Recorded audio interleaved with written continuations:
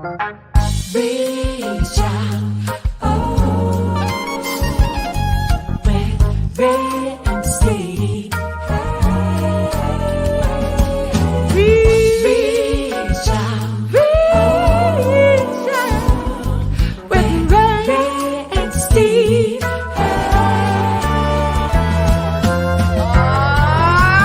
Take me out to the ball game. Take me out to the car.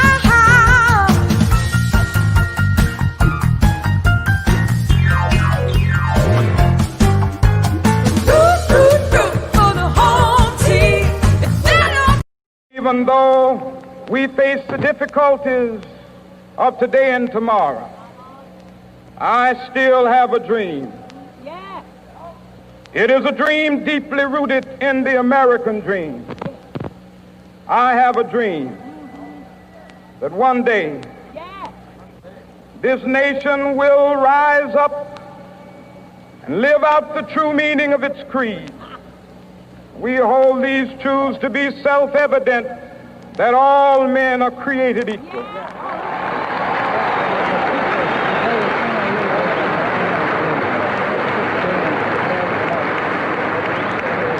have a dream that one day on the red hills of Georgia, the sons of former slaves and the sons of former slave owners will be able to sit down together at the table of brotherhood. I have a dream.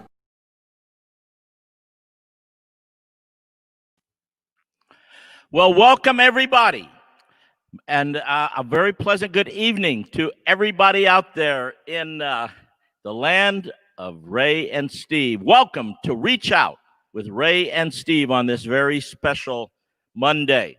And I'm going to start with a little music I think might be appropriate.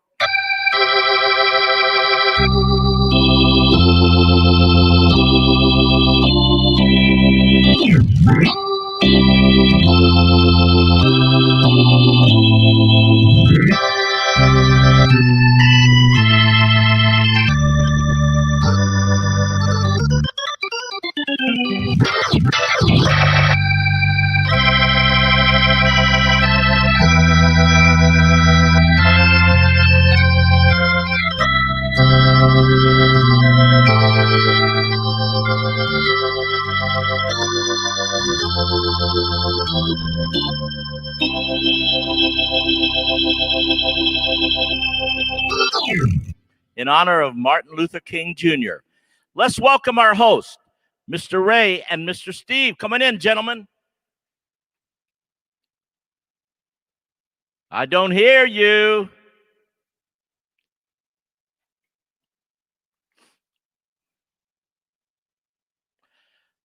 You know what? I don't hear you. I don't know if the people can hear you.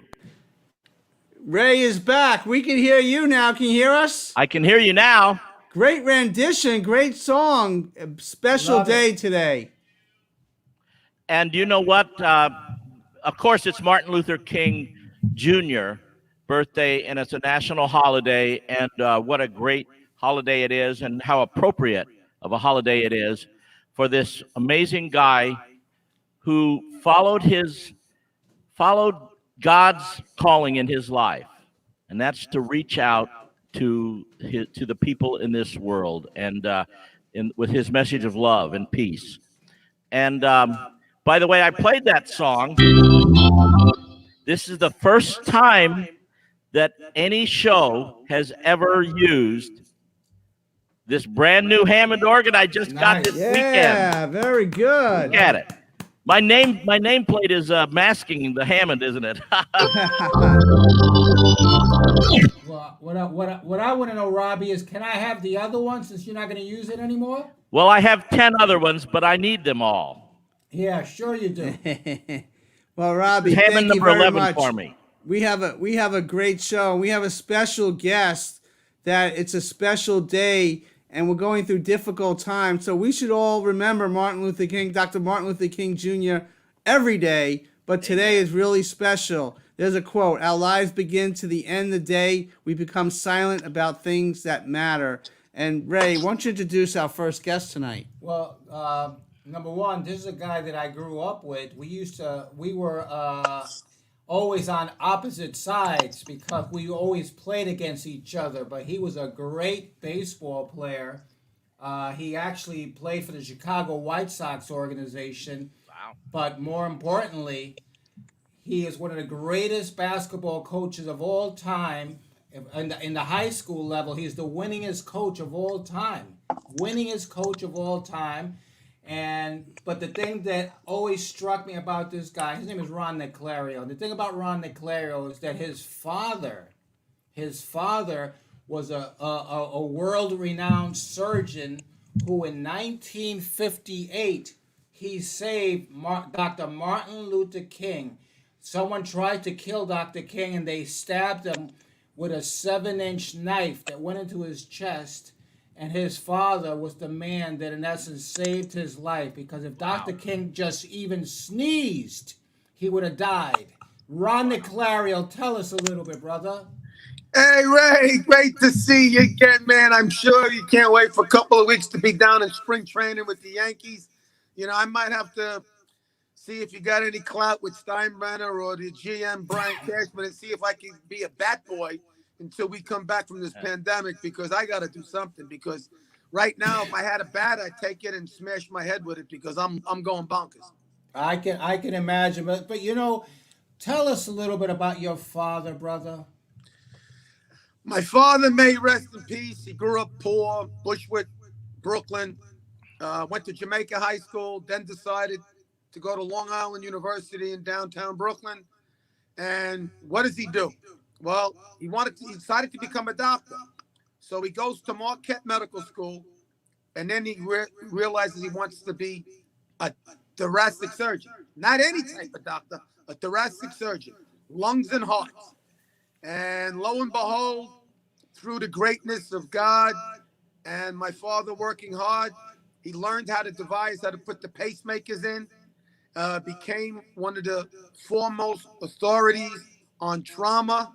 And September 20th, 1958, there was trauma to a legendary historic guy who was only 29 years old at the time. Wow. And what happened? Tell us what happened. Well, September 20th, 1958, my mom and dad were going to a wedding at Waldorf Astoria. They were all dazzled up. My father gets there, and this was before the cell phones and the beepers. So he leaves my mom there, rushes up to Harlem Hospital, doesn't know who the patient is as of yet. Goes in there, Dr. Main on a Dr. Cordice. After he gets out of his tux and puts in his scrubs, he sees that the two doctors are hemming and hawing. My father quickly sees the patient, sees the knife sticking out of his chest, and quickly sees that it's near the aorta, and if he coughed or sneezed, he drowns in his own blood, which he said in his famous speech, Dr. King. Time was of the essence, because how do you tell somebody not to cough or sneeze? So my father grabbed the bullhorns. You can see it on WHSAK.com, on HarlemSaveTheKing.com. There's a trailer that has all of this.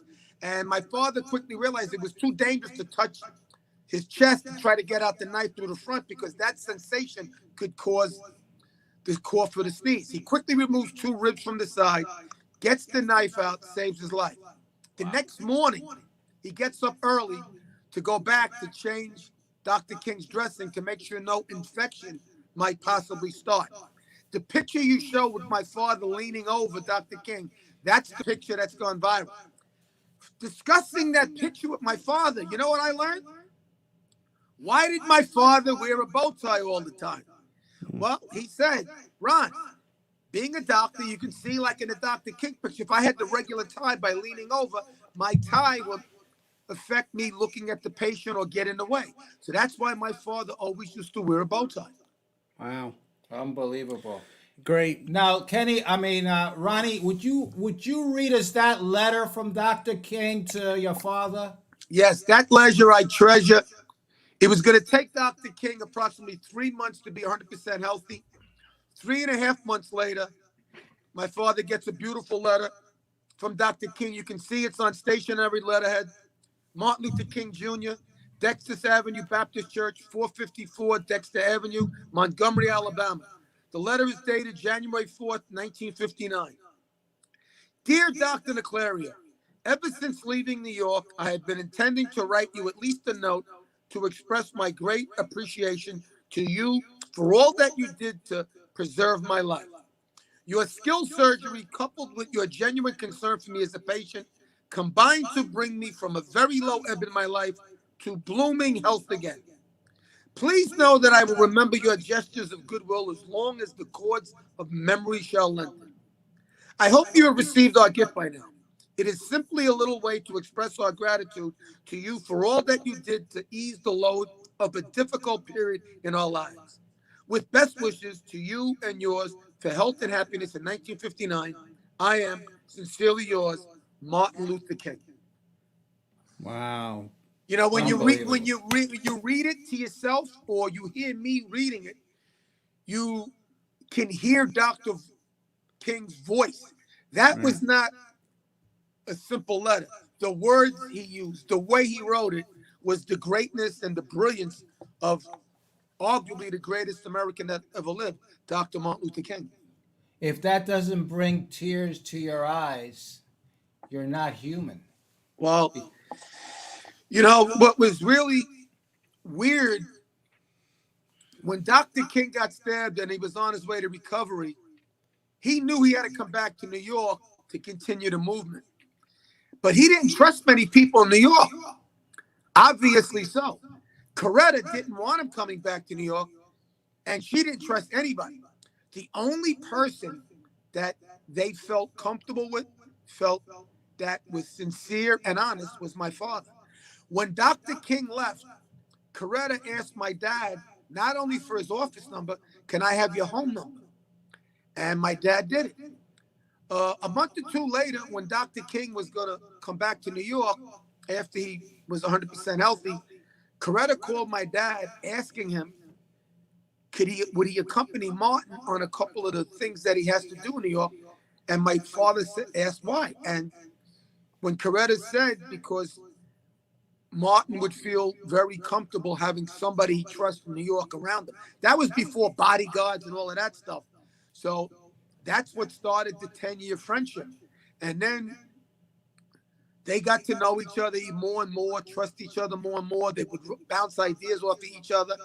And when Coretta came a couple of times, there were 2 times my dad and my mom went out with Dr. and Mrs. King to a restaurant. The Italian restaurant, I don't remember the name, but the steakhouse was Chandler's Restaurant on 37th Street, which has now been closed for years. And when my father, since he was devising how to put the pacemakers in, had a lecture throughout the country, every time he would go to Atlanta, he would call Dr. King. From that, Dr. King introduced him to his dad, Daddy King. They became very, very good friends. One of the things that I could easily prove how they became friends is I have a beautiful autographed book from Daddy King, Martin Luther King's father, dated October 21st, 1980. And that was 12 years after Dr. King was assassinated. So you can see they stayed in contact. His oldest son, Martin, came to Cardozo October 27, 2014 to thank me. When we hugged on stage, there wasn't a dry eye in the auditorium. I went down to Atlanta for a Cardozo reunion because so many former players, cheerleaders, and students lived there. So when we started the reunion down there, I decided to try to go by the King Pavilion to try to meet Martin. And they said he was out of the country, but they would get the message to the daughter, Bernice. I met Bernice. We spoke for an hour, put her on the phone with my mom. My mom discussed everything that happened that night. And I heard Bernice tell my mom, if it wasn't for your husband, I wouldn't even have been born.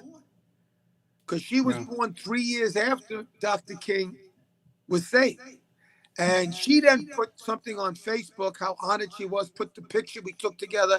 And it was great because next thing you know, the notoriety was unbelievable. But the way the world is today, I'm hoping Dr. King, what he stood for, you listen to his message. The lunatics will probably never follow. But the 50-50 people who we can grab, and the good people in this nation, which I believe most of the nation is made up of good people, can hopefully get back, or I don't know if we ever will, but we can get to a point where there is peace, there is unity, there is care for mankind. And if you do have a problem with somebody, you have a difference, you have a dispute, you handle it in a normal way, or you just stay away from that person, because violence never ever helps anything. Well, Ron, thank you so very much. And with your father, gave us Dr. King's legacy. So God bless you and your family for everything that we do. We know that you're a standout basketball coach in New York. One of the greats. We're going to get you back on the show To talk at a later basketball. date. But thank you so very much, sir. Hey, and Ron, Thank you. Anytime, right? I always appreciate you sharing your heart with us. Well, you know what? If somebody said, Coach, does this ever get old? I said, one, no. But two, this is a day that with my father dead, my mother dead, my brother dead, all up in heaven, for a couple of minutes, doing things like this makes my father, to me, feel alive and with me down here on earth. Well, God bless you, man. Before you leave, I need you to say hello to the great Robbie Robinson, who's got a wonderful soul like you. Robbie, please say hello to each other. Robbie, how you doing? I'm going to need you to take me out to the ball game, but take me back to Cardozo so we can get the pandemic out of here and the kids can be in the gym playing, and the kids that can earn scholarships and live a productive, healthy childhood and teenage life, because this pandemic is unbelievable. Amen, Coach, from your lips to God's ears. God bless. Thank you, brother. Thank you. Well, Ray, we were throwing it back, giving back in the Bronx yesterday, and talk about Hanks Yanks came together. I ran the Blade. Barkley was there, And all the neighborhood kids. and all the neighbors. Squeegee was there. Kids. But that's a scene outside Yankee Stadium. How people bonded together and band together. We had a wonderful rally out there with all the kids, and with Squeegee, Luis Castillo, and with the Blade, and just the Rodriguez family, and the kid from the Texas Rangers, Adrian Rodriguez. Yes, and yes. It was just a great day. I thank God every day that He let me be healthy yesterday so that we could all bond together and do our thing. We had about 100 people there, and after that, there's the Blade. Was sharing a laugh there. The Yankee Tavern fed everybody right after with Hanks Yanks. With the help of and with the kids, Yes. the neighborhood. It's just the aspect of the fact that we were able to feed the neighborhood kids. And the fact that Glaber and Gio helped out. Them, yes. So I thank them very much. Glaber and Gio both signed major contracts on Friday. So great. I guess they can afford to buy us a few hot dogs and stuff for our kids. But it was a great time to come together, and we should do more stuff in the Bronx. We're going to be out next Sunday. We're going to be back out Yes, there. because our show BronxNet is on every Monday on Fios on BronxNet, every Monday from 8:30 to 9:30 p.m. So right after this show, tune into BronxNet if you're in the Bronx. Hey, and a special thank you to Carmine, our director, Yep. who was out there on a Sunday morning, and even though his mother was giving him a spanking for leaving and going into the fire of the pandemic, he still came out there with us. That's right. It was a great Thank time. you, Carmine. And we today, later on the show, we're going to have rock legend John Cafferty on the show. What? Yeah. Yes, John Oh, Cafferty's yeah. going to be on the show today. Didn't you get the memo? Yeah. There we go. John Cafferty's going to be on. And Never Robbie. know just what I feel. There we go. But you know what? We're all here for Tunes. On the dark side. Michael. Oh, yeah. Michael Antunes, his long-term saxophone forever. You got him too? Yeah, no, he's struggling right now. So we have an event that we're going to talk about. If you want to donate, www.gofundme.com. Tune in for tunes. We'll talk more about that later in the show. We have a big fundraiser. We're going to be at a music studio in New York in a couple of days. There we go. Ray will not be doing that on that show, but it's a You know what? serious They time. let him out of the house, didn't they? And now look Yeah, we at let him. him out of the I got house. my freedom back. I know. Ray, settle down. But before we get to it was great for 2 weeks. I was able to rest and relax a little bit and stuff like that. And Yeah, but you know what? Teresa called me and she said, "What can we do to get this guy out of the house? You were driving her crazy." she said that.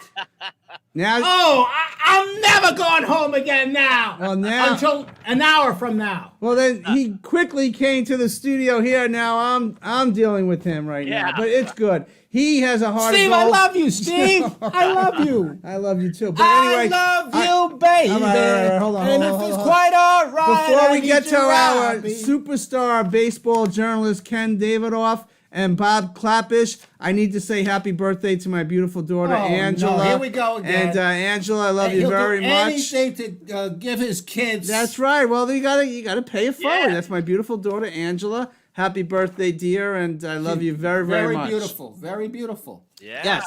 Now we have a sports section here. We have two great sports writers, Ken Davidoff and Bob Clappish. Gentlemen, welcome to Reach Out with Ray and Steve. Thank you so very much. Hey guys. Thanks for having me on. Is that Michael Nuri over there? Michael Nuri? It used to be. Hello? Oh, no, it's Bob Clappish.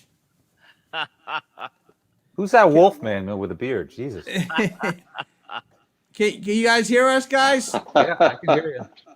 Okay, so say hello to Robbie Robinson. Hey, guys. Musical director for our show. Frankie Valli's musical director for 41 years. Hey, Rob. Big Dodger fan. I'm representing the West Coast over here, the World you're sitting pretty. Championship Dodgers. Sitting pretty. All right. So how are you guys doing in the sports world? We're going to talk some baseball now, and let's talk about Yankee news. Yankee news. We got Corey Kluber is now a Yankee, and DJ LeMahieu is back with the Yankees. What are your thoughts about that, guys? If I'm a Yankee fan, I'm very happy today. Go ahead, Pat. I didn't think LeMahieu DJ was going anywhere. I thought it was a foregone conclusion that he was going to come back. It was just a question of when and for how much. So there wasn't nearly as much intrigue as was made out to be. I'm more interested in what Corey Kluber's upside is. I mean, I think it's a potential difference maker for the Yankees this season, if he's healthy, but all signs point to the fact that he is. And if so, the Yankees have themselves a legit number 2 starter, and that greatly enhances their chances of winning the pennant. Do you think that was a big move? Do you think that'll keep them away from getting Tanaka back? Ken, you want to handle that? I do, yeah. I think there's a pretty strong refutation of Tanaka. Yeah, man, they're very close to the luxury tax threshold where they are right now. They've made pretty clear they don't want to go over that. So I'd be very, very surprised at this point if Tanaka came back. Yeah, Ken is right. I mean, the Yankees are probably within $4 or $5 million right now of the threshold. So unless Brian Cashman can make a deal and unload somebody, I'm not saying I don't know who, unless he can create some space, because I know he'd like to leave a couple million for perhaps a pickup at the trade deadline. But as of right now, I don't see Tanaka coming back. It's clear that the Yankees and Cashman decided to gamble on Kluber's upside over Tanaka's reliability. They clearly made a choice here. Okay. And on the other side of town, the Mets had some news. They made a big trade. Francisco Lindor and Carlos Carrasco. What are your thoughts about that trade? And they got to keep Francisco in the helm there for a lot of years, right? Ken, go ahead. You take that. Yeah, I mean, really the beauty of it is that they don't have to get what they want. I mean, I think they're obviously going to have some talks here, but next year's shortstop free agent crop is so big with Lindor, Baez, Seager, Trevor Story. That if they want to now with Steve Cohen's riches, they can let this play out a little bit, just in case Francisco Lindor is not a good fit, and then kind of decide next winter. So I think they will try to get something done, but I really don't think there's any pressure to get anything done. And I think this is a great trade for Lindor and Carrasco. I think it's a great pickup. I think the Mets are legit contenders right now, and I mean, if you believe that the Yankees and Mets are rivals in the same market, I think the Mets are pretty close to pull even in terms of just how much interest they've generated, and the good vibe and the good buzz. It's nice to have a contending Mets team again. It's nice to have the Wilpons out of town. But I think Lindor is probably. My gut feeling is that the Mets would not have made this deal unless they had some inkling that Lindor wants to stay in New York and wants to have a long-term relationship with the team. Maybe the Sandy Alderson is so confident that Steve Cohen is willing to spend and spend and spend. He'll just go out and buy another shortstop next year. But I have a feeling that Lindor is going to be a Met for quite some time. Bob, what do you think about the fact that Lindor and Gio Urshela happen to be best friends? I think it would make for a great crosstown rivalry. I mean, I don't know if you're thinking that Lindor is coming to the Yankees next year. That's a lot of money potentially, and I just don't know how much Hal wants to spend. I mean, getting back to the luxury threshold, I think Hal is just tired of spending, of being one of the highest payrolls in baseball and not having a championship to show for it. I really do think he's tightened the spigot on Cashman, and it really burned him that the Rays got to the World Series on a third of the same payroll, and Hal just finally said, "What am I spending all this money for? Where's the return on investment?" So I think the days of the Yankees spending lavishly and really going overboard probably are over. There's going to be a lot more cost control as we're seeing now. I don't know if Lindor is ever going to be a Yankee. I don't know if that was the intent of your question. No, it would be great to have Lindor and Urshela in the same market. I mean, there's lots of rivalries that are budding now between the two teams, which is fun to watch. Yeah, exactly. And Kenny, have you heard anything to the possibility of fans starting the season at the ballpark in April? Well, I think it's going to be region by region, right? I think, look, I mean, they had fans in the World Series and the National League Championship Series last year in Texas. Let's face it, there are certain states that are more okay with the idea of having paying fans in the ballparks than others. We're seeing that now with football, basketball, and hockey. And our musical director is a big Dodger fan, so we have to shift over to the West Coast. Dodgers or Padres next year? Wait, can I jump in on one thing, though, before we get to that? Because I wanted to second what Ken said. He wrote a great column in the Post a day or two ago about the idea of starting spring training on time and having the regular season already booked, slated for 162 games, as if there was no pandemic going on. I think to me, it's still a flip of the coin as to whether or not the camps will open on February 15th. I mean, look at the infection rates in Arizona right now, which are through the roof. Florida's not doing particularly well, and unless we get some sort of compromise between the union and the owners and Rob Manfred, which is in itself probably unlikely, I think baseball's taking a risk trying to send thousands of players to spring training before a good percentage of this country is vaccinated. I think there's a chance for all kinds of things to go wrong. And as Ken stated so well in his column, to proceed as if everything is going as normal is just a bad way to do business right now. Well, let me ask you: Will you go to Florida and cover the team if it's open? I'm supposed to. I'm supposed to go down for the first couple of weeks. I didn't ask you that, Bob. I asked you, would you go down? Will you go down? I'll go because I need my job, and if I'm told to go, I'm going to go. How about you, Ken? I haven't had any conversation with my office about it, Ray. I'd be open to going. I'd love to be vaccinated. We could somehow arrange that. But if not, I would still go fast. Okay, well, just so you know, you both can stay at my house, and I'll protect you. But here's the irony. I mean, if we go, and Ken will attest to this, I see the arrangement with the press, at least initially, to be exactly as it was last year. We'll go. How was that? We don't really even know. It was such We'll sit in the press box without any access to the field, to the dugouts, to the clubhouse, no one-on-one interviews, no in-person, face-to-face interviews. We'll go to Florida to have Zoom interviews with the players every day, which is highly impersonal. It doesn't make for good journalism, doesn't make for very insightful stories. And it's not very satisfying to write, or to read, or to report. It's a second choice on how to cover baseball. So, I mean, you could make an argument that you don't even have to go to spring training to cover spring training, at least by Zoom. Right. And do you think the schedule should be shortened right now? I mean, 162 seems far fetched. Do you think they should make a decision now to make it 110 or 120? I know baseball is gonna, the money part of it is gonna interfere with that, but we are right in the midst of this pandemic, which is outbreaking big time on the West Coast. Well, Ken can speak to Yeah, that. Yeah. I think the season doesn't necessarily have to be shortened. It has to be delayed. I think if you push it back a month, I think you have a much better chance of having a 162 game season. And let's say we had a World Series during Thanksgiving. And the only thing that's preventing that from happening is the TV networks. It's Fox wanting the World Series to run in late October as opposed to late November. Right. And last year, I mean, baseball really wanted to wrap things up early as possible, because there was a legitimate fear of a second wave of the pandemic, which obviously hit hard. I don't think there's going to be that same fear. Vaccines should take hold by the summertime at least. I don't think we have to worry about the infection rate being out of control by November. So I think you can play as late as you want in a neutral site. So I think Ken's right. The sensible thing to do would be to just wait, make sure the coast is clear, that it's safe, that everybody can go to the ballparks again, and the players can go about their business normally, not have to live in bubbles or have to confine themselves to the hotels or whatever.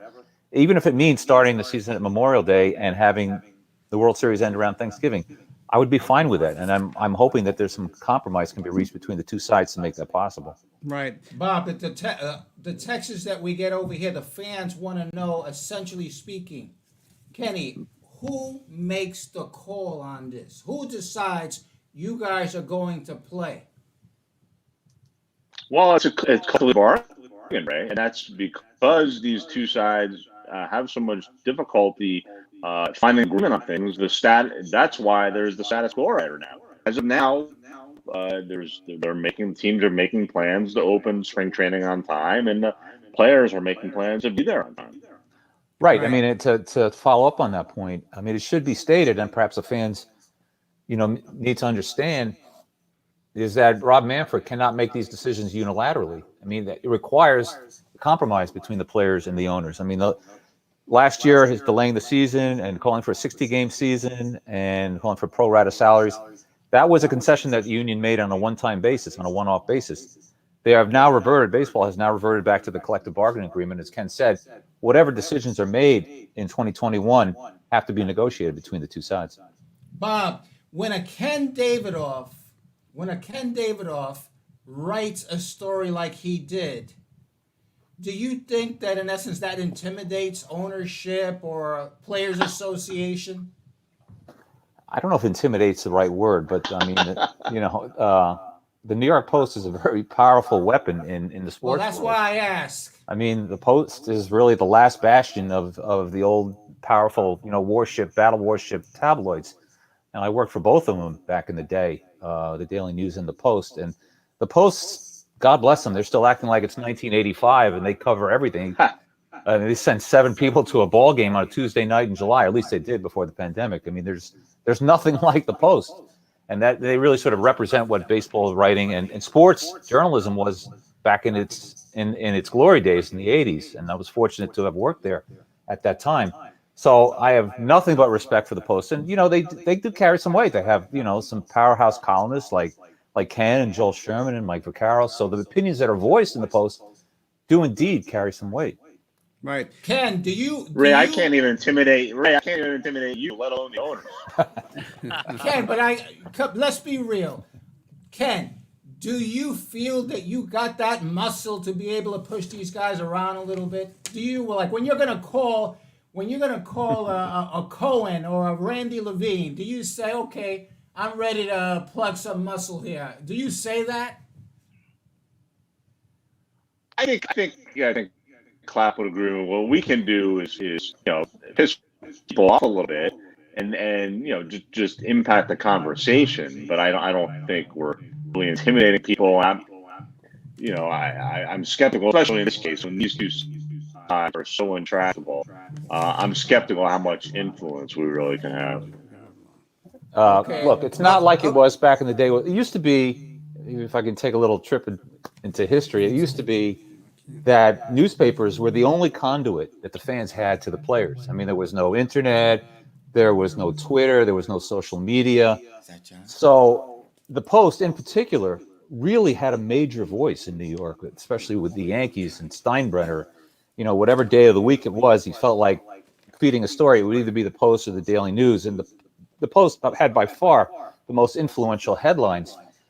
And I remember that it was one game back, I think it was in 83, 84. It shows you how far back I go. Greg Nettles had a really bad day, terrible day in the field, made a number of errors. And the back page headline in 100-point typeface was E5. E5, that's all. It was a huge E5 with a ball going through Nettles' legs. Now, I had not yet started my career as a baseball writer. I was still a clerk. Michael Kay and I were the clerks answering the phones at the Post. This is how far back it went. But I remember the day that E5 ran, I picked up the phone, and it was Greg Nettles. He wanted to talk to the sports editor, the Greg Gallo, to talk to him about that headline. He was so angry about it. Now, that just did not happen today, but it just goes to tell you the kind of clout that the Post used to have. Well, gentlemen, our musical director is a big Dodger fan. Dodgers or Padres this year? What do you think? I mean, the Dodgers are clearly the better team right now, but there's still time to for both teams to make some moves. Padres just got the pitcher Joe Musgrove. Yeah, under my head right now, I'm going with the Dodgers. Yeah, I mean the Dodgers have won 8 straight division titles. I mean, they're until somebody proves otherwise, to me they're the favorites. They have to be considered the favorites. They've earned that right. You know, gentlemen, one of the things that Ray Negron and I have been hoping, wishing, and praying for a number of years is the supreme World Series that could possibly happen, and that would be a rematch of the Los Angeles Dodgers and the New York Yankees. What do you think the hopes of something like that happening? It's not impossible. I mean, the Yankees caught a big break this winter when the Rays went backwards. I mean, the Rays without Snell and Charlie Morton are just not the same team. Right. The White Sox look pretty good, but if you ask me today, who has the best shot in the American League to get to the World Series, I say, conditionally, I would have to say the Yankees. I mean, a number of questions have to be answered in the affirmative, but to me, the Yankees on paper look better than anyone else in the American League. Okay, we'll take that. Now we have to move it along a little bit. We lost a bunch of Hall of Famers last year, and we're going to go through the list of the players that have passed on. That it's been a sad year all around in 2020. But let's start with Tom Seaver. What are your thoughts and recollections about Tom Seaver, gentlemen? Ken, did you ever meet him? Did you ever cover him? You knew far better than I did. I remember Tom Seaver was not the friendliest guy I ever met. I covered him very briefly towards the end of his career, and he was really partial towards the older writers. I'm sorry, the ones who were there in the 60s and the early 70s.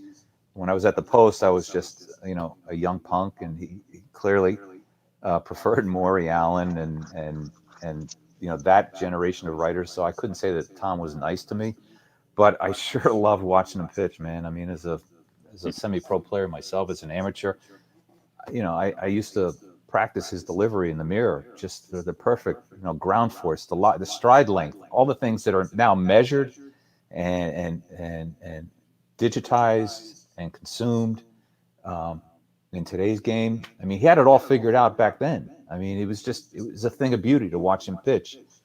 And, it's just a shame how the last few years of his life unfolded, unfortunately.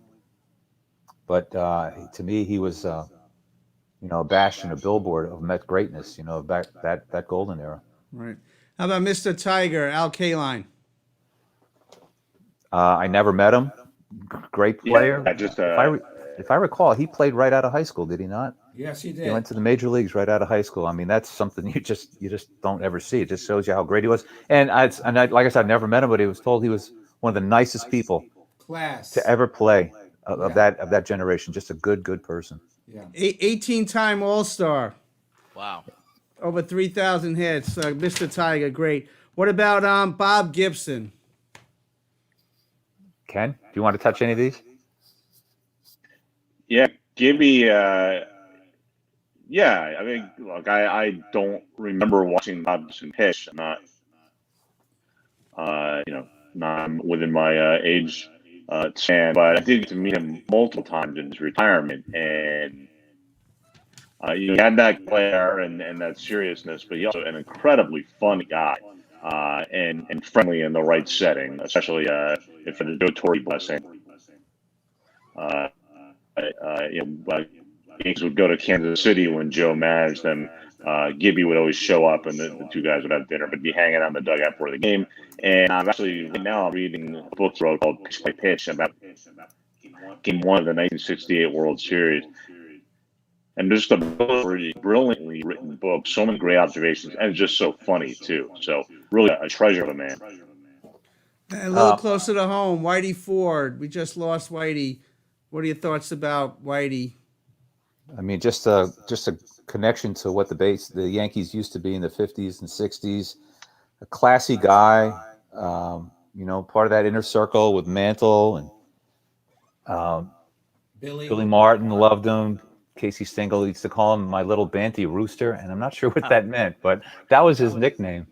And I met Whitey a couple times, in the 80s, early 80s, when the Yankees used to train in Fort Lauderdale. He was just a great guy, just a tremendous guy. Yes. And I've watched videos of him and his delivery and the way he threw. He's not a big guy. I mean, in some ways, he reminded me of Ron Guidry. Smaller than average guy, but had tremendous ground force. On his delivery, good stride length. I mean, he threw 90 or in the low 90s. I mean, you couldn't really measure the velocity back then exactly, but he threw harder than you would think. And he had something. There was something about the way his ball moved late. I mean, people say he scuffed the ball. He did a little something with it. Yeah, he did something with it because there was something about him that didn't add up. He was much better than the actual sum of his parts. Mm-hmm. But no doubt he was a legend. Smart, just smart. Recently we lost Joe Morgan, two-time MVP, 75-76. What do you think about Joe Morgan? Well, let me ask you this. You saw the great Roberto Alomar. Who was better? Bobby, who was better? In the field? I mean, there's everything, total, overall. There's no other Robbie Alomar to me. He was the greatest. I mean, he's in the class by himself. No disrespect at all to Morgan's talents, because it was obviously he's a legend as well. But to me, Robbie Alomar is in a separate class. Right. Robbie, Tommy Lasorda, take this one. Your recollections of Tommy Lasorda, Robbie. Oh, you know what? This guy was bigger than baseball in so many respects. He was such a great manager, and his forte was not necessarily the nuts and bolts of the game, the strategy of the game, all that kind of stuff. It was about getting the whole team to follow the same direction, to, as Tommy used to love to say, to play for the number on the front of your jersey, or the name on the front of your jersey, not the name on the back of your jersey. That's right. Interesting. Two more guys. Phil Niekro. Nice man. I remember him with the brief time he spent with the Yankees. Sweetheart of a guy, and I'm not the only one who felt that way. I mean, whoever he met in baseball, whether it was opposing players, umpires, fans, team officials, they all universally said this was a real ambassador to the game, and he was definitely one of the good ones. Yeah. And last but not least, Lou Brock. We lost another legend, baseball legend. What are your thoughts about Lou? Did you know him, Ken? Did you ever meet him? Phil Niekro? Yeah. No. Lou Brock. We're having some technical problems with Kenny. So Sorry, Lou Brock. we're talking about Brock? Did you? I never Did knew. you meet him? I never crossed paths with Brock professionally or personally. No. Over 3,000 hits, 938 stolen bases, 8-time All-Star. Amazing career. And we want to thank you guys. I know we had some technical problems. Bob and Ken, you guys do great work each and every day. We're so thankful that you represent New York so very well. And Jersey, Star Legend, New York Star Legend. And New Jersey. Right? Yeah, exactly. Right. And you know what? Thanks, guys. I would put money on Randy Levine slamming you, Bob. And Why? you too, Ken. Why? All right? You guys ain't so tough. But remember one thing: we still have the last word. There we go. Okay. Right? I'll Tell let him that. I'll Tell let him. Randy know that. All right, gentlemen, All right, thank guys. you so very much. We're going to switch gears. We're going to turn it all to music. John Cafferty, Eddie and the Cruisers. Let's check out a video of his. Check it out. Can I help you guys? Yeah. Tell Tony, Eddie and the Cruisers are here.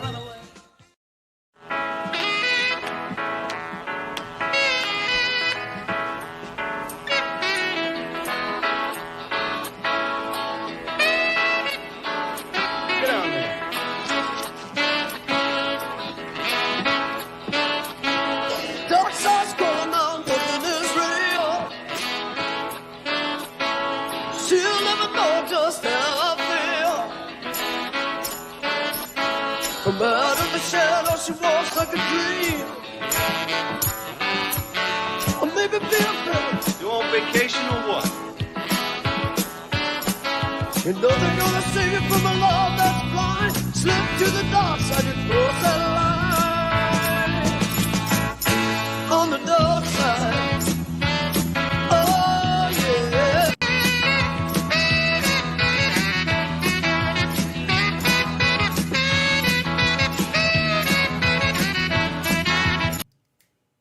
Yeah. Yeah. Unbelievable. What do you think of John Cafferty, Robbie? He rocks, you know. And I've got to ask him about what's in the water in New Jersey. These guys from New Jersey, what's up with? I think they have the best musicians seem to come from New Jersey.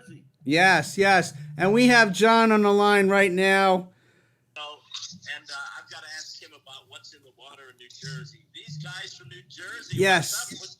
Yeah. Yeah, hello. Hey, John, are you there, sir? Yes, sir. Thank you very much. Just turn your volume down. There's a little 7-second delay. Welcome to our Reach Out with Ray and Steve show. How you doing today? I'm doing great. How about yourself? We're doing very, very well. I want to thank you for coming on. And we'll get Robbie Robinson is our musical director, and he works with Frankie Valli for over 40 years. So, gentlemen, meet each other. There you go. Hey, guys. Hey, John. Good to meet you. By the Nice way, to I meet you. I had a nice chat today with my buddy Eddie Mannion from Little Steven's band from Bruce Springsteen, and of course the Asbury Jukes. man, And one of the he great said to sax tell you hi. players. He used to come and play with us down the fast lane down in Asbury Park, and then over at the Pony. Eddie's a great guy, man. Yeah, We did a lot Eddie's of gonna- touring with the Jukes back in the day, so we know Eddie a while. And Eddie said he's gonna be part of this event we're gonna do Thursday for tunes. Well, I know Eddie and all the sax players down there really, they love tunes. They got a lot of respect for him. He's like one of the greatest sax players around, and he's just such a great guy and, just amazing. So he needs a little bit of help because, he suffered a problem with his mouthpiece and some of his teeth and needed some extensive dental work and had to get his armature all built back up again. So it's taken a while. It's been like over a year since this has been going on. So Wow. so this is great that you guys are chipping in to the GoFundMe, making people aware of it. It's GoFundMe.com, and it's Tune Up for Tunes is the event that we're looking at. That's right. I want to thank you very much, John. And your band started in the early 70s in Rhode Island. And We did 72. talk about that journey when it first started for you guys.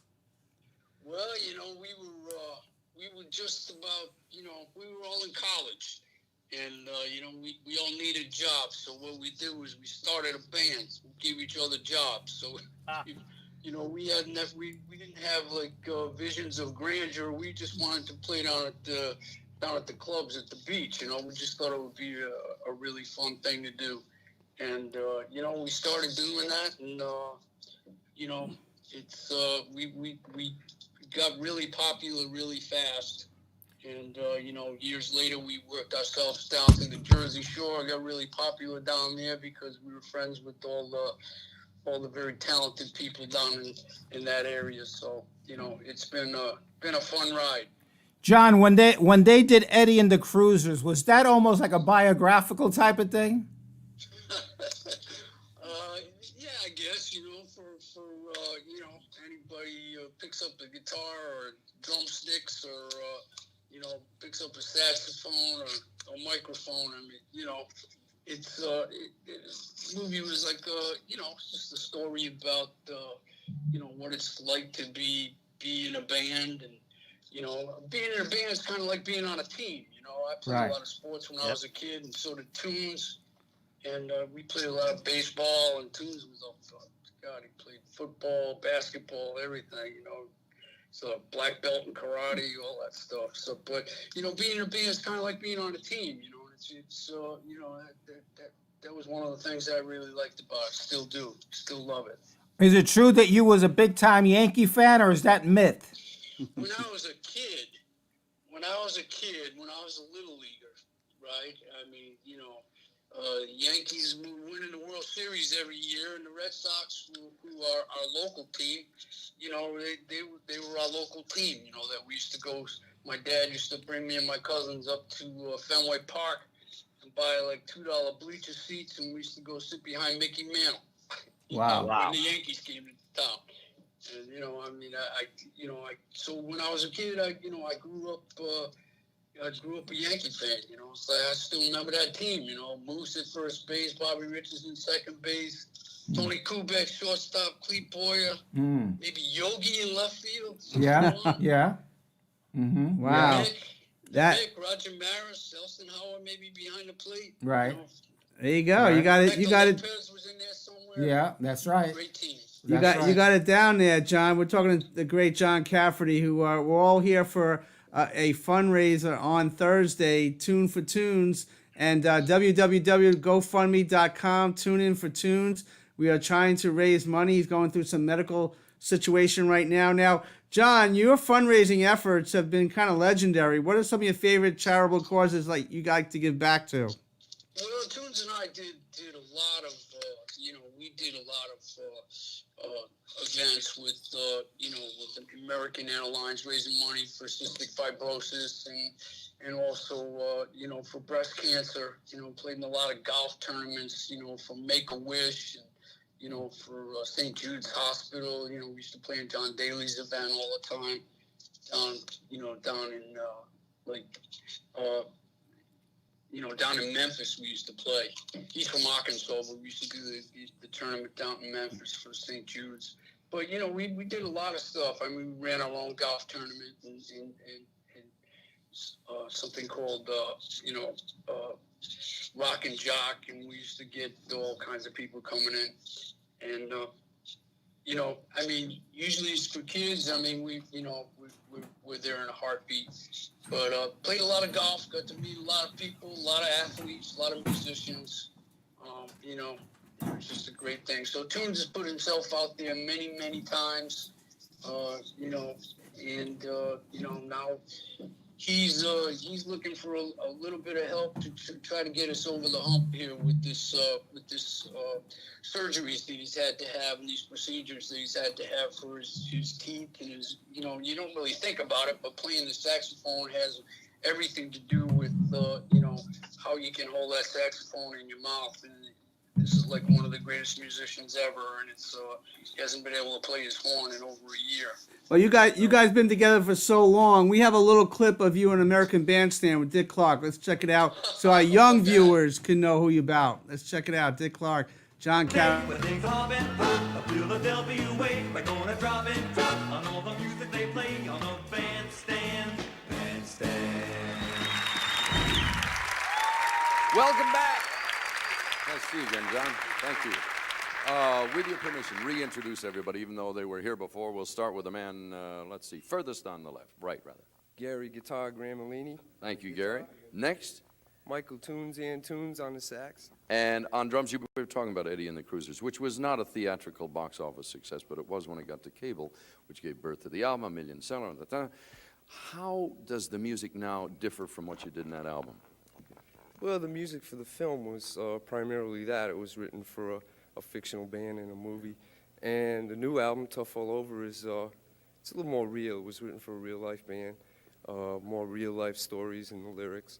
And that's probably how it's different. John, that's a clip there. Our viewers are going crazy about that. You remember that day? I'm not sure what clip you showed, but we were on Bandstand a couple of times, and Dick Clark was, he was so good to us. I mean, he loved our story. You know, we kind of have this rocky story where we were a band that had been together for like many, many years, and got a chance to do a movie and put some songs in, and all of a sudden, like, it came out. They put it on cable television, and in a matter of weeks, so it sold like 3 million copies, and we were in the top 10 and had the #1 rock single, and just sort of overnight sensation for a band that had been together for 12 years. Yeah, on the dark side, 10 years, tough all over. Ray, Yeah. you got a question? John, I gotta ask you. Yes, sir. Two names. I'm gonna throw two names at you, and you tell our fans did they mean anything to you, and if they did, what? Okay, and the two names are. These are my two favorite of all time: Elvis Presley and Frankie Valli. Oh man, just such a huge, influence, with both. Elvis obviously, I mean, he sort of influenced everybody. But when we were kids, my cousin Steve Smith, he has a great band called Steve Smith and Naked Truth up here, Rhode Island Music Hall of Fame guys, and they played with Clarence Clemens for many years.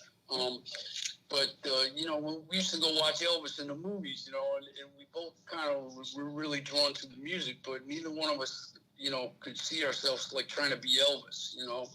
It looked a little scary, but not that we could, but it just looked a little scary to us. But when the Beatles came out, it just looked like so much fun because this was something that you could do with your friends. You could be part of a team. Right. And, get out there with your friends and do it. So I think they probably were a bigger influence than Elvis, but Right. just loved all that stuff. And Frankie Valli, man, it just, had all those great, great songs. I just love that whole songwriting era, of the Brill Building and all that great stuff that came out in New York Right. and Jersey. It's like the sound of those records, I mean, it's just, and the sound of his voice, I mean, what an instrument, like Brian Right. Wilson, get that great falsetto, Yeah. Just beautiful songs. So great, Frankie. Yeah, well, John, we're almost out of time. Robbie, what are your thoughts about John Cafferty? Hey, John, well, have you ever met Frankie? Have you ever crossed paths, you Jersey guys, you? I never met Frankie. My cousin sat next to him on a plane one day. And said that, said that he was like the greatest guy. But, admired him from afar, but never met him. Met his brother once, though. Bobby. Uh-huh. Well, John, we want to thank you so very much. We're going to do this all over again on Thursday, all for your buddy, great saxophonist tunes. www.gofundme.com. Tune in for tunes. God bless you, man. Thank you, All John. right, guys. Keep up the great work, man. Hey, and God bless you and the fact that you're looking out for your pal. We appreciate that a lot. Hey, Rock on, team, John. man. You gotta stick up for your teammates, man. You gotta help them out. Thank you, There you brother. go. God bless. Robbie, great show, huh? Yeah, what a great show tonight. It went And too so, fast. hey, you Too heard it fast. from the expert sports writers. Yeah. Dodgers and Yankees in the World Series. What do you There we think? go. Well, Robbie, we will see you down the road real soon, Thursday night. God bless. See you Hey, soon. how's Frankie doing? Okay. Frankie's good, yes. That's what I'm talking about. All right. Come tune in on Thursday. Tune in for tunes. GoFundMe.com. Thank you, Squeegee, for being there for us yesterday, Squeegee. God bless. We'll see you on Thursday. Go Yankees, Special baby. Reach Out. Go Yankees. Forget about the Dodgers.